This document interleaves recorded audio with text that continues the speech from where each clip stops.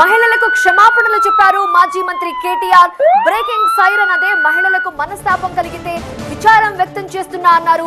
అక్క చెల్లెమ్మలను కించపరిచే ఉద్దేశం నాకెప్పుడూ లేదు అన్నారు కేటీఆర్. తెలంగాణ మహిళలకు సారీ చెప్పారు మాజీ మంత్రి కేటీఆర్.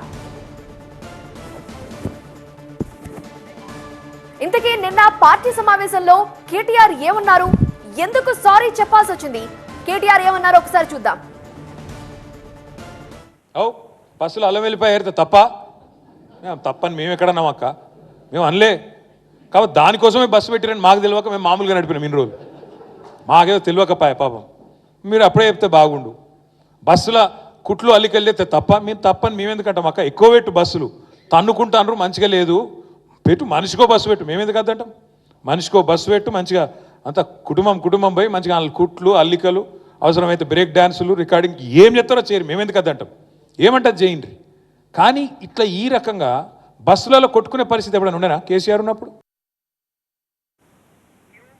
అల్లం వెల్లిపాయ ఏరడానికి ఆర్టీసీ బస్సులు పెట్టారా అన్న అర్థం వచ్చేలా కామెంట్ చేశారు కేటీఆర్. ఈ వ్యాఖ్యలపై కాంగ్రెస్ శ్రేణులు బగ్గుమన్నాయి.